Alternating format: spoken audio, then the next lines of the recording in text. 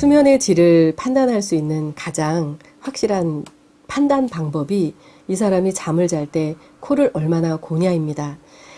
잠을 잘 때 코로 숨을 들이쉬고 내쉬면서 밤새도록 코로만 숨을 쉬면서 소리가 나지 않는다면 이건 100점짜리 호흡이죠.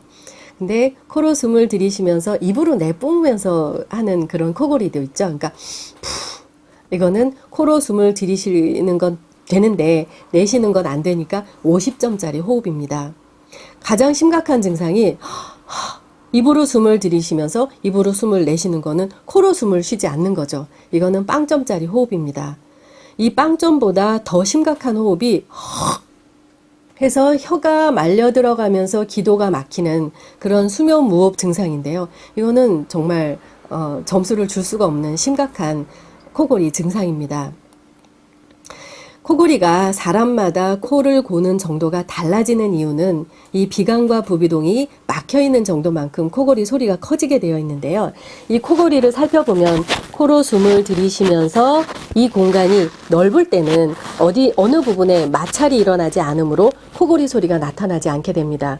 그러나 수면의 질을 결정하는, 그러니까 이 공간이 굉장히 넓어서 바람이 잘 드나들어야 이 머리의 환풍기 역할하는 비강과 부비동의 기능이 제대로 활동을 하고 있는 건데요. 이 공간이 좁아져 있는 것만큼 바람이 지나가면서 마찰이 나타나게 되면 코골이 소리가 점점 더 커지게 되는 것입니다. 코는 아무 이상이 없는데 나는 밤에 잘 때는 그렇게 코를 골아요.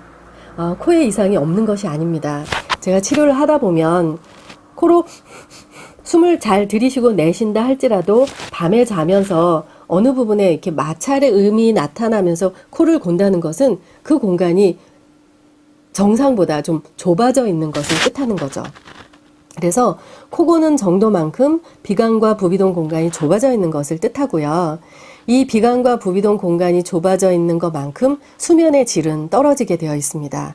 수면의 질이 떨어지게 되면 불면증 가장 쉽게 생각할 수 있는 증상이고요. 잠을 잔다 하더라도 뇌의 안정이 이루어지지 않으면 많은 꿈을 꾸게 되죠. 다몽, 그 꿈을 많이 꾸는 증상도 이 비강과 부비동 공간이 좁아지게 되면서 나타나는 증상이라고 말씀드릴 수가 있습니다.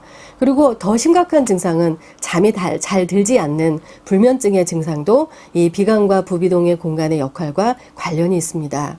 코골이는 수면의 질을 판단할 수 있는 한 가지의 바로메타 역할을 하게 되는 것입니다.